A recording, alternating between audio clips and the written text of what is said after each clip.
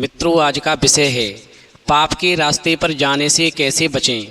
एक बार माता पार्वती ने भगवान शिव से पूछा, प्रभु, लोग पाप करते रहते हैं और अपने जीवन को बर्बाद कर लेते हैं। अपने जीवन में सुख की जगह दुख भर लेते हैं, अपने जीवन को कलंकित कर लेते हैं, लेकिन उन्हें बाद में पछताना पड़ता है। प्रभु, मैं ये जानना चाहती हूँ, क्या कोई ऐसा उपाय नहीं है जिससे इंसान पाप करने से पहले अपने आप को रोक सके। फिर भगवान शिव कहते हैं, पार्वती, मुझे एक ऐसी कहानी याद है जिस कहानी को सुनने के बाद में कोई भी व्यक्ति, चाहे वो कितना भी दुखी क्यों न हो, कितना भी परेशान क्यों न हो, भले ही उसके सब्र की सीमा टूट गई हो, फिर भी वो पाप नहीं करेगा, यानी पाप के रास्ते पर नहीं जाएगा। क्योंकि इस कहानी से प्राप्त ज्ञान को अपने जीवन में उतारने के बाद में एक समय ऐसा जरूर आता है जो इंसान के जीवन में दुख के स्थान पर सुख जरूर आ जाता है। फिर माता पार्वती कहती हैं, प्रभु, यदि ये कहानी इतनी महत्वपूर्ण है तो फिर इस कहानी को मुझे ज़रूर सुनाएं। मैं इस कहानी को पूरे मन से सुनूंगी और आप कहानी शुरू करें। तो मित्रों, कहानी शुरू करने से पहले मेरा आप सभी से अनुरोध है कि आप हमारी कहानी में खो जाएं। उससे पहले हमारे चैनल को सब्सक्राइब करके बेल आइकन अवश्य दबा लें, जिससे हमारी हर वीडियो का नोटिफिकेशन सबसे पहले आप तक पहुंच सके और आप हमारी हर वीडियो से प्राप्त ज्ञान का अपने जीवन में लाभ उठा सकें। तो आइए कहानी शुरू करते हैं। भगवान शिव कहते हैं, पार्वती, नाहरगढ़ की रियासत का नाम देश परदेश के कलावंतों में कई पीढ़ियों से प्रसिद्ध था। लगभग 125 साल पहले राजा वीरभद्र सिंह ने नाहरगढ़ के राज्य की नींव डाली थी। वो चित्रकला, संगीत व नृत्य का पारखी माना जाता था। उसके ज़माने में कला और संस्कृति परवान चढ़ने में लगी थी। वहीं तीसरी पीढ़ी में उनके पौत्र राजा धनंजय सिंह के ज़माने में तो देश परदेश के कलाकर्मी आते थे। वो सभी अपनी कला के जौहर दिखलाते और मान सम्मान तथा पारितोषिक पाकर के राजा धनंजय सिंह की जय जयकार करते हुए अपने घर चले जाते थे। चूँकि उस जमाने में राजा प्रजा दोनों पर ही कला का जुनून सवार था, पर जैसा कि प्रकृति का नियम है, समय में बदलाव आता रहता है। वहीं राजा धनंजय सिंह के बाद में उनके पुत्र विक्रम सिंह राजा बने, तो राजा विक्रम सिंह को कला व संगीत से कोई लगाव नहीं था और फिर राज दरबार की महफिल किंवदंतियां बनकर रह गई। क्योंकि राजा विक्रम सिंह ने कला व संगीत को पारिश्रमिक और प्रोत्साहन देना पूरी तरह से बंद कर दिया और कभी कोई भूला भटका कलाकर्मी यदि राज दरबार में पहुंच भी गया तो राजा विक्रम ने उसकी कला का कभी सम्मान नहीं किया, कभी उसकी तरफ मुंह करके नहीं देखा। और इस प्रकार वो भूला भटका हुआ कलाकर्मी ये कसम खाकर राज दरबार से जाता था कि अब इस राजा के दरबार में कभी नहीं आना है। भगवान शिव कहते हैं, पार्वती, उन्हीं दिनों एक नगर की एक प्रसिद्ध नर्तकी ने अपनी नानी से नाहरगढ़ की सखावत के बड़े किस्से सुने थे। वहीं नानी ने उसे रत्न जड़ित हार भी दिखाया था, जो महाराज धनंजय सिंह ने प्रसन्न होकर उसे इनाम में दिया था। वहीं बदलते माहौल से बेखबर आफत की मारी नर्तकी ने पुनः विक्रम सिंह के दरबार में पेश होकर के अपनी कला के प्रदर्शन की आज्ञा चाही। चूँकि राजा धनंजय सिंह के बाद में उनके पुत्र विक्रम सिंह राजा बन चुके थे, उधर उस नर्तकी को ये नहीं मालूम था कि विक्रम सिंह राजा इस प्रकार की कलाओं से बिल्कुल भी पसंद नहीं है। उधर जब नर्तकी भूलवश राजा विक्रम सिंह के दरबार में पहुंची तो उस समय राजा विक्रम सिंह भी प्रसन्नचित्त बैठे हुए थे और फिर राजा विक्रम सिंह ने उस नर्तकी को अपनी कला दिखाने की आज्ञा दे दी। भगवान शिव कहते हैं, पार्वती, इस प्रकार एक घड़ी रात बीतने के बाद में महफिल शुरू हुई तो नर्तकी ने एक मद भरी अंगड़ाई लेकर नाचना शुरू किया। वहीं पुराने दरबारी कलेजा थाम कर रह गए, क्योंकि नर्तकी के पैरों में बिजली की चपलता थी। उसके शरीर की कमनीयता उसके साथ में आए संगीत बजाने वालों की लय और ताल से मिलकर के एक अलौकिक, अद्भुत और अवर्णनीय माहौल बना रही थी। वहीं पुराने कला पारखी बहुत दिनों के बाद में अपनी सुध-बुध खोकर बैठे थे। वहीं मंत्रमुग्ध दर्शकों को आभास ही नहीं हुआ कि रात कब आखिरी पहर पर आ पहुंची और वो इतने लवलीन हो गए। परंतु जैसा कि नियम था, यदि राजा इनाम ना दे तो और कोई इनाम कैसे दे।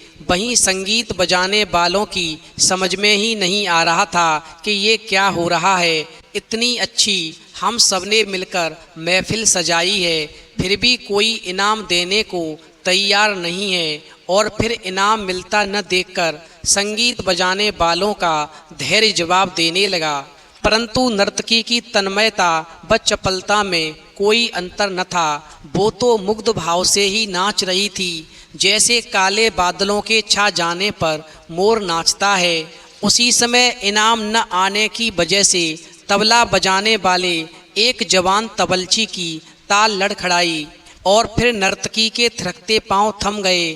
फिर नर्तकी ने देखा कि तबला बजाने वाला इनाम न आने की वजह से अपना धैर्य खो रहा है, वो बहुत दुखी है।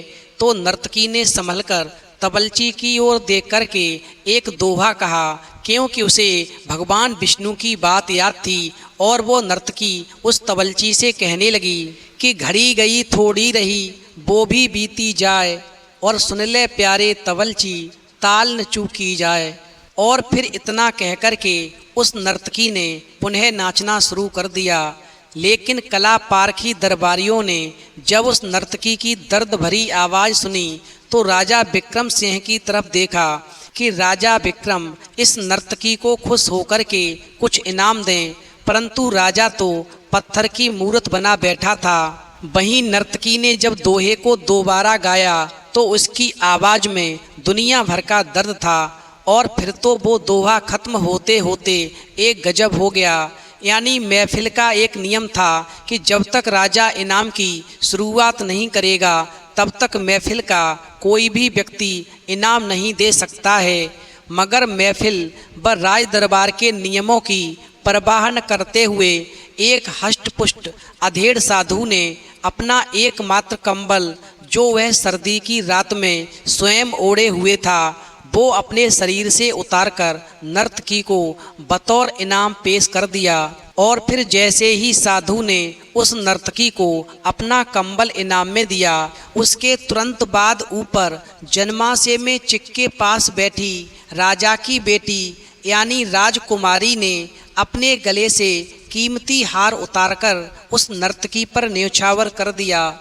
वहीं राजकुमारी के बाद में उसका भाई सोनभद्र कैसे पीछे रह सकता था। वहीं सोनभद्र ने भी अपनी हीरे की अंगूठी निकाल कर के उस नर्तकी को दे दी। भगवान शिव कहते हैं, पार्वती, इस प्रकार जब राजा की बेटी और राजा के बेटे ने और उस साधु ने उस नर्तकी को इनाम दिया तो फिर दरबारियों को मौका मिल गया। और फिर जिसके मन में जो भी आया वो उस नर्तकी को देने लगा। उधर राजा विक्रम सिंह ये सब देख कर के बहुत ही जला भुना, परंतु अपनी इज्जत की खातिर उसे भी इनाम देना पड़ा। और फिर जब सुबह होने को आई, महफिल अपनी चरम सीमा पर पहुंचकर समाप्त हो गई।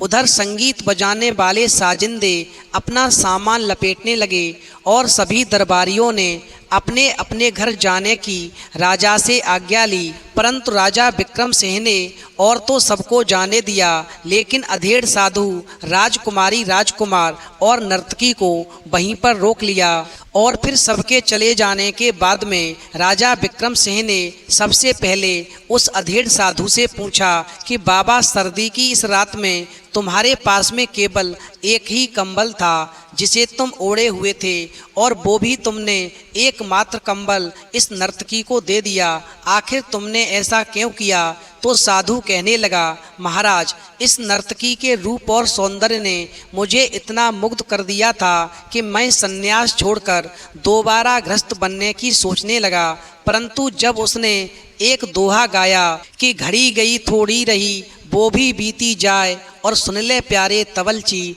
ताल न चूकी जाए, तो मुझे लगा कि मैंने सारी उम्र भगवान के भजन में गुजार दी और अब जिंदगी के अंतिम हिस्से में मैं गृहस्थ के मोह पास में बंधने जा रहा था, जो मुझे पाप की ओर खींचकर ले जाएगी और मेरे बरसों की तपस्या बेकार हो जाएगी। बस महाराज, मुझे नर्तकी की ये सीख बहुत अच्छी लगी, इसलिए मैंने प्रसन्न होकर के जो कुछ मेरे पास में था वो मैंने उस नर्तकी को दे दिया और बहुत बड़ा पाप करने से खुद को बचा लिया, अन्यथा मेरे बरसों की तपस्या भंग हो जाती।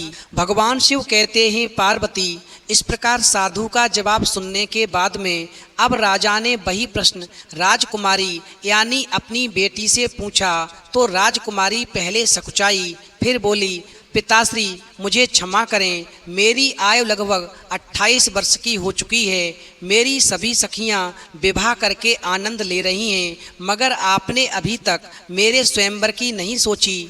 इसलिए मैंने मन बना लिया था कि मैं किसी नीच कुल के लड़के के साथ में शादी कर लूँगी और हमेशा के लिए घर से चली जाऊँगी। परंतु नर्तकी के दोहे ने कि घड़ी गई थोड़ी रही वो भी बीती जाए मुझे सोचने पर मजबूर कर दिया कि आज नहीं तो कल आप मेरे स्वयंवर की सोचेंगे। अतः मुझे किसी भी नीच कुल में शादी करके अपने कुल पर ये कलंक नहीं लगाना चाहिए, अन्यथा दुनिया कहेगी कि राजा विक्रम सिंह की लड़की ने एक नीच कुल में शादी की है। और इस प्रकार मैं इस नर्तकी के दोहे से बहुत बड़ा पाप करने से बच गई। अतः मैंने नर्तकी को खुश होकर के अपना हार भेंट में दे दिया, जिसने मुझे कलंक से बचा लिया। भगवान शिव कहते हैं, पार्वती, इस प्रकार अपनी बेटी यानी राजकुमारी का उत्तर जानने के बाद में राजा ने वही सवाल अपने बेटे से पूछा यानी राजकुमार से पूछा। तो राजकुमार ने उत्तर दिया, पिताजी क्षमा करें, मैं 45 वर्ष का हो गया हूँ। कहने को तो युवराज हूँ, परंतु मेरे अधिकार क्या हैं? हर छोटी से छोटी बात की आज्ञा मुझे आपसे लेनी पड़ती है। मैं जिंदगी से ऊब गया था, इसलिए मैंने दुखी होकर आपका कत्ल करके राजगद्दी पर कब्जा करने का पूरी तरह से मन बना लिया था। परंतु नर्तकी के दोहे ने कि घड़ी गई थोड़ी रही वो भी बीती जाए मुझे समझाया कि पिता वृद्ध हैं, उनकी उम्र जा चुकी है, अतः गद्दी आज नहीं तो कल मुझे मिलेगी ही। और ऐसा सोचकर कि मैं आपका कत्ल करके जो बहुत बड़ा पाप करने के लिए जा रहा था, मैं उस पाप के रास्ते पर जाने से बच गया। भगवान शिव कहते हैं, पार्वती, इस प्रकार राजा विक्रम सिंह साधु राजकुमारी और राजकुमार की बातें सुनकर आश्चर्यचकित रह गया। वो सोच भी नहीं सकता था कि गीत संगीत का प्रभाव इतना भी हो सकता है कि इंसानों को पाप करने से भी रोक सकता है। और यही सवाल फिर राजा ने अंत में नर्तकी से पूछा कि तुमने ये दोहा क्यों पढ़ा और इस दोहे का अर्थ क्या है? तो नर्तकी ने राजा के सवाल का जवाब इस तरह दिया, महाराज, इनाम मिलता न देखकर मेरे जवान तवलची का धैर्य टूटने से उसकी ताल टूटने लगी थी, जिससे मेरे पैर लड़खड़ाने लगे थे।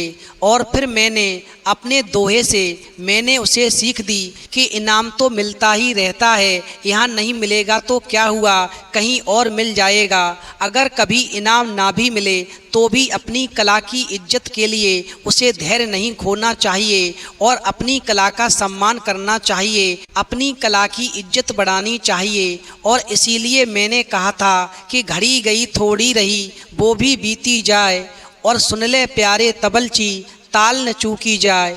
यानी महफिल को चलते चलते सारी रात निकल चुकी थी, सुबह होने वाला था। फिर मैंने तबलची से कहा और मैंने तबलची को यही समझाया कि अब सुबह होने वाला है, महफिल समाप्त होने वाली है, इनाम नहीं आया तो क्या हुआ, किसी और जगह आ जाएगा। थोड़ी बहुत समय के लिए तुम अपना ताल मत भूलो, अपनी कला की इज्जत करो, अपने धैर्य को नहीं खो। भगवान शिव कहते हैं, पार्वती, इस प्रकार राजा विक्रम सिंह नर्तकी के दोहे से बहुत प्रभावित हुआ और वो सोचने लगा कि वास्तव में इंसान को अपना धैर्य नहीं खोना चाहिए और भरोसा रखना चाहिए। जो चीज़ हमें आज प्राप्त नहीं हुई तो ऐसा नहीं है कि वो कल हमें प्राप्त नहीं होगी। यदि हम पूरे मन से अपना कार्य करेंगे, अपना धैर्य नहीं खोएंगे और अपने जीवन से निराश होकर के पाप के रास्ते पर नहीं जाएंगे और सत्य के रास्ते पर चलते हुए आने वाले कल का इंतजार करेंगे जैसा उस नर्तकी ने किया, तो निश्चित ही हम पाप करने से बचेंगे और साथ में हमारे दिन निश्चित सुख के आएंगे।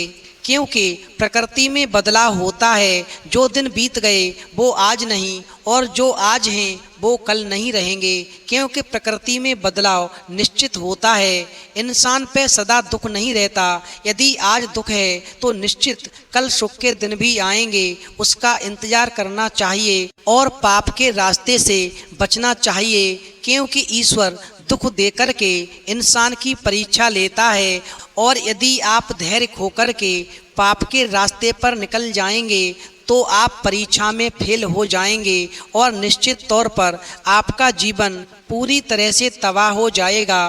क्योंकि आप पाप का रास्ता अख्तियार करेंगे और पाप का रास्ता घोर नरक की ओर ले जाता है। भगवान शिव कहते हैं, पार्वती, इस प्रकार जो राजा कभी किसी को इनाम नहीं देता था, संगीत से कोसों दूर रहता था, किसी की कला की कभी प्रशंसा नहीं करता था, आज उस राजा ने मात्र एक दोहे से प्रभावित होकर अगले दिन राज दरबार में 3 घोषणाएं की। नंबर 1, राजकुमारी का विवाह सेनापति के लड़के के साथ किया जाएगा।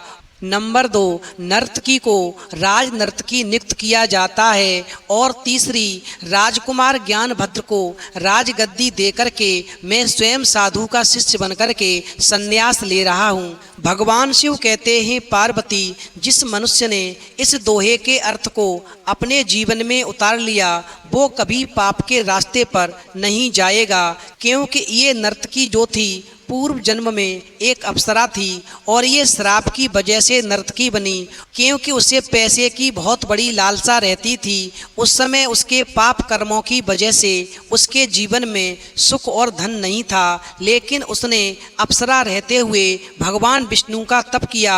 तो भगवान विष्णु ने उस अप्सरा से कहा कि तुम अगले जन्म में नर्तकी बनोगी और तुम्हें धैर्य रखना पड़ेगा। क्योंकि जिस धैर्य को तोड़ करके तुमने इस जन्म में पाप किया, इसलिए तुम दुखी होकर के नर्तकी बनी। और तुम्हें इस बात का ध्यान रखना होगा कि तुम्हारे धैर्य की परीक्षा लेने के लिए एक बार महफिल सजेगी और तुम्हारे संगीत के कलाकार अपना धैर्य खो बैठेंगे तो तुम्हें ये 2 लाइनें बोल कर के कि घड़ी गई थोड़ी रही वो भी बीती जाए और सुन ले प्यारे तवलची ताल न चूकी जाए, उनको भी संभालना है और खुद को भी संभलना है, फिर तुम्हारे जीवन में सुख के दिन आ जाएंगे। मित्रों, इस प्रकार भगवान शिव ने अंत में फिर माता पार्वती से कहा, यदि इंसान गलत रास्ते पर जाने वाला हो तो जाने से पहले ये 2 लाइनें पढ़ ले तो निश्चित कभी पाप नहीं करेगा कि घड़ी गई थोड़ी रही वो भी बीती जाए। तो मित्रों, यदि आपको ये कहानी पसंद आई हो तो प्लीज़ आप हमारे चैनल को सब्सक्राइब करें और भगवान शिव और पार्वती के लिए एक लाइक करना बिल्कुल न भूलें।